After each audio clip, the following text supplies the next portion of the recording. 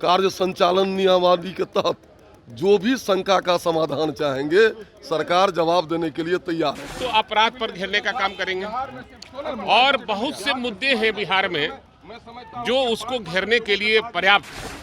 और हम अपोजिशन में हैं, कांग्रेस पार्टी अपोजिशन में है। संगठित अपराध है, नरसंहार हो रहा है, अपहरण हो रहा है, छिटपुट घटना हो रही है, सरकार त्वरित कार्रवाई करती है। एकदम बीजेपी के लोग अपराध करवा रहे हैं, जो विरोध जताएंगे और सदन को नहीं चलने देंगे। नमस्कार, दर्श न्यूज देख रहे हैं आप और मैं हूं आपके साथ स्नेहा मनोज। देखिए, बिहार विधानसभा के मॉनसून सत्र की शुरुआत आज से शुरू होनी है और ऐसे में देखिए जो तमाम नेता है उनके पहुंचने का जो सिलसिला है वो बिहार विधानसभा में देखने को मिल रहा है और सीधे तौर पर विपक्ष जो है वो तमाम मुद्दों को लेकर के बिहार में बढ़ रहे आपराधिक घटनाओं को लेकर के और एसआईआर को लेकर के सरकार को घेरने की पूरी तैयारी में लग गई है। और ऐसे में जो तमाम नेता है उनके पहुंचने का जो सिलसिला है वो साफ तौर पर देखने को मिल रहा है और पूरे तरीके से संभावनाएं जताई जा रही है कि इस दौरान जमकर जो हंगामा है वो भी देखने को मिलेगा। तमाम मुद्दों को लेकर के विपक्ष जो है वो सीधे तौर पर नीतीश सरकार को लेकर टारगेट करते हुए नजर आएगी और ऐसे में सदन की कार्रवाई शुरू होने के पहले भाजपा के हरिभूषण बुचौल की तरफ से क्या कुछ बयान सामने आए हैं आपको सुनाते हैं।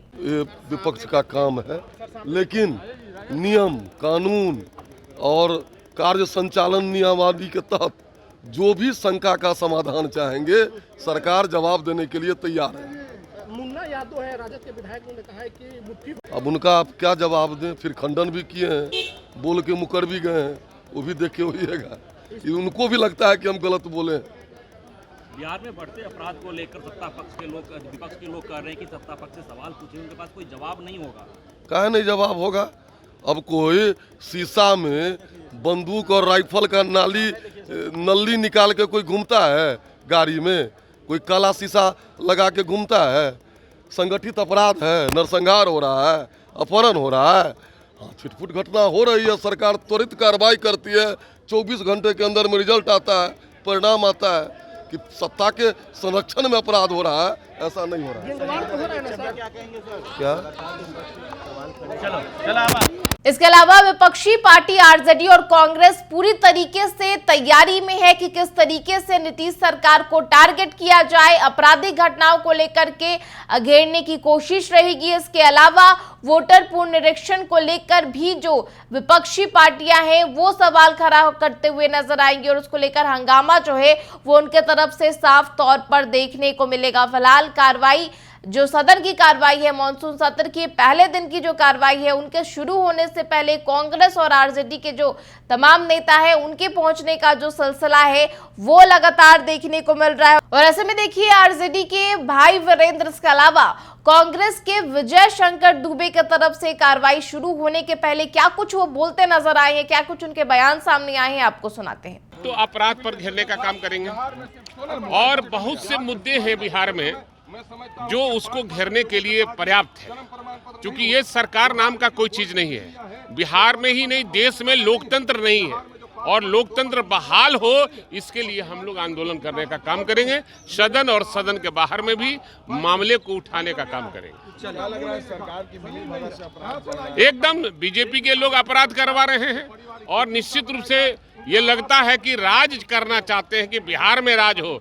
अब सपना छोड़ दीजिए, बिहार में महागठबंधन की सरकार होगी, तेजस्वी प्रसाद यादव के नेतृत्व में सरकार बनेगी, तेजस्वी यादव मुख्यमंत्री बनेंगे, इसलिए जनता ने तय कर लिया। विधि व्यवस्था नाम की कोई चीज नहीं है और हम अपोजिशन में हैं, कांग्रेस पार्टी अपोजिशन में है। राज्य के मुद्दों को लेकर के, बेरोजगारी को लेकर के, लॉ एंड ऑर्डर के सिचुएशन को लेकर के, इंदिरा आवास को लेकर के, कार्यालयों में भ्रष्टाचार को लेकर के, इन सारे मुद्दों को लेकर के हम सब लोग विरोध करेंगे, विरोध जताएंगे और सदन को नहीं चलने देंगे। तो सीधे तौर पर बिहार विधानसभा के मानसून सत्र की जो शुरुआत है वो आज से होने वाली है। लगातार 25 जुलाई तक ये जो कार्रवाई है वो चलेगी। ये जो मानसून सत्र है इसमें साफ तौर पर हंगामे के जो आसार है वो देखने को मिलेंगे, क्योंकि देखिए बिहार विधानसभा कि चुनाव से पहले ये आखिरी सत्र होने वाला है और ऐसे में सीधे तौर पर इसका जो फायदा है विपक्ष की पार्टियां जो है वो लगातार उठाते हुए नजर आएंगी। फिलहाल इस खबर में इतना ही। तमाम खबरों के लिए आप देखते रहिए दर्श न्यूज। नमस्कार।